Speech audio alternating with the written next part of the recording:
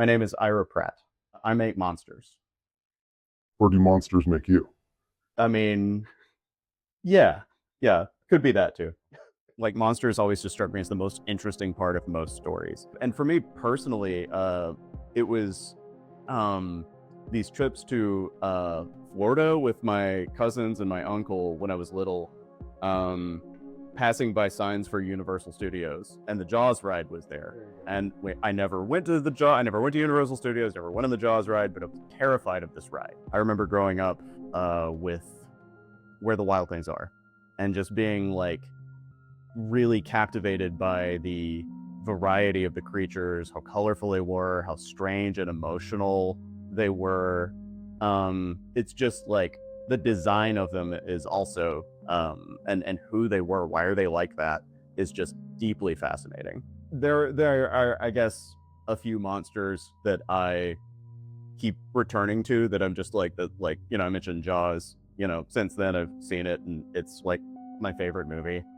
Um, and there's just something so primordial about it.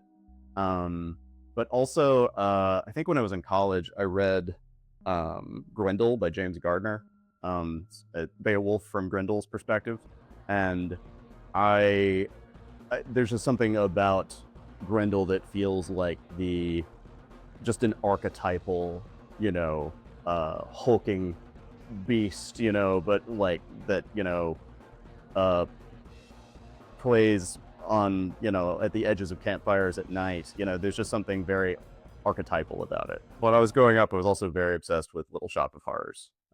So like, yeah, a lot of my puppets have like big Audrey 2 mouths. I came across the term versipellis, which is like an ancient term for werewolf. It literally means turn skin. And I really like turn skin, but somebody already took it. And I was like, well, okay, but I like skin. I like, so I thought about like alter skin, like an altar, but also like altered.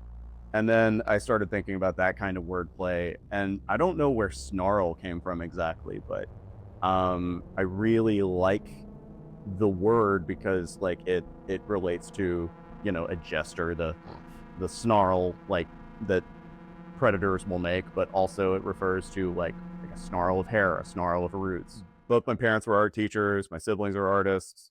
Most of my childhood I just remember like sitting around drawing all the time and making up characters and worlds and games and making stuff out of like clay and model magic. My aunt, she was an English teacher out in East Tennessee, and she was putting on a production of The Tempest, and she asked if I could make puppets of Ariel and Caliban. And then from there, I was like, oh yeah, I like making these. And then I think it was that Halloween that I made my first mask. I wanted to make a mask, and the thing is, I wear glasses, but so I didn't want a mask on my face. So I was like, oh, I'll just on a baseball cap, I'll just do it that way, and that's where that style came from. I've been involved in like a lot of little projects over the years. I've worked on a couple music videos, a lot of little group shows. Lately, I've been doing a lot of mask commissions and dolls, little monster dolls people seem to really like. Yeah, I think something I've enjoyed most about working with puppets and masks especially is the communal aspect.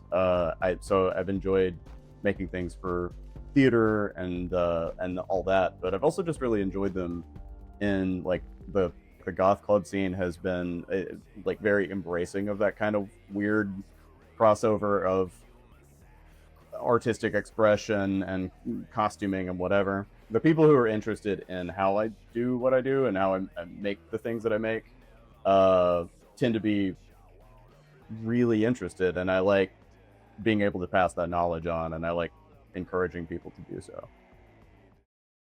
This is a monster sketchbook that I've had going for, gosh, I guess a couple of years now. Just sort of train of thought. Like as I draw them, I'll rotate the page and they just kind of flow out, and they're just a meditative practice. I like the idea of a monster that is amorphous and ever growing and expanding, and they kind of gross me out sometimes when I draw them and like I look back at them, but also I think they're kind of beautiful.